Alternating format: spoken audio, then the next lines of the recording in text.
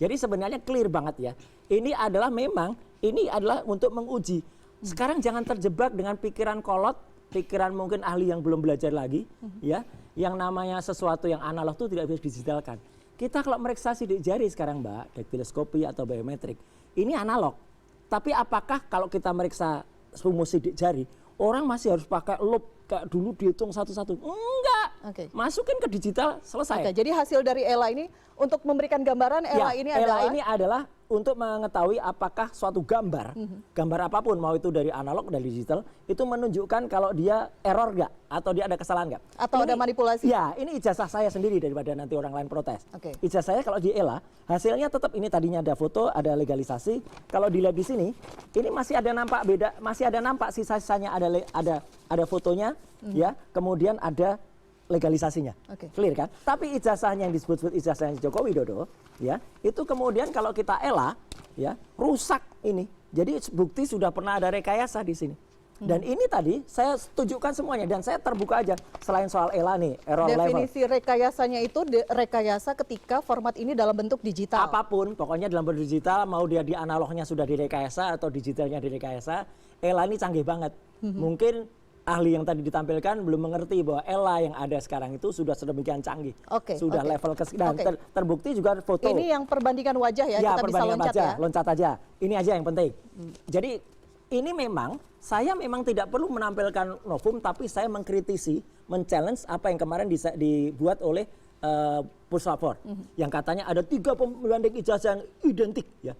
Mana identiknya? Di samping ijazah yang katanya milik Jokowi itu nggak dihadirkan, nggak ada tadi sama sekali. Ya, ijazah pembanding juga kalau kita objektif, ijazah yang dibandingkan itu ada di layar, itu adalah ijazah yang disebut ijazah milik Joko Widodo, ya 1120.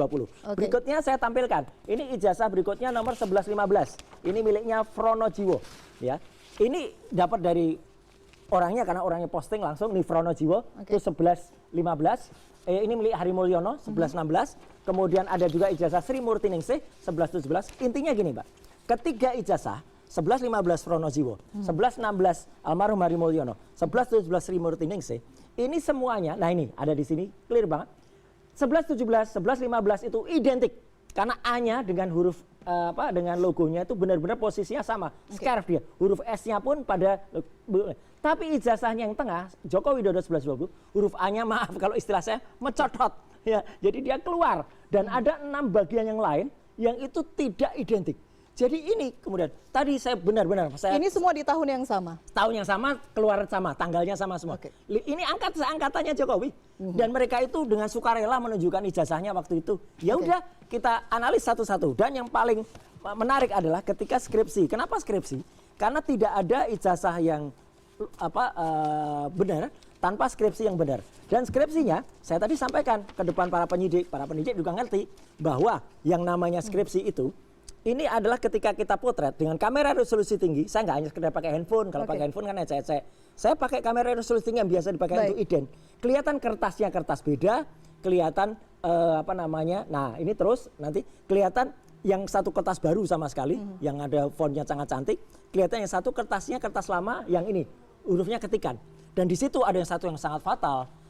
Profesor Dr. Insinyur Ahmad Sumitro, di situ yang di kertas yang baru sudah tertulis profesor, ya, padahal ini bulan November tahun 85. Padahal pengukuhan beliau itu baru pada bulan Maret tahun 86. Dan disinilah disebut juga yang asli, yang doktor insinyur. Sempat tadi terus terang saya daripada nanti dijawab, saya jawab. Teman-teman dari terlapor yang mengatakan Prof. Ahmad Sumitro itu sudah dapat SK kok profesornya tahun 85. Mbak, kita dapat SK. Kalau kita pernah sekolah betul, kalau kita pernah disertasi betul, kalau kita pernah mengucapkan pidato pengukuhan guru besar, ya kita nggak berani pakai gelar profesor kalau belum pidato pengukuhan.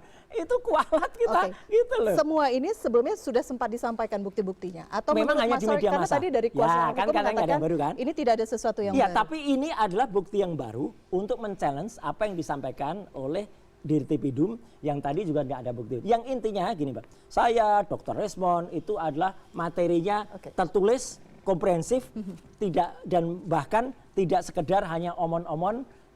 Masa sih ahli IT, katanya ahli IT nggak ada presentasi IT.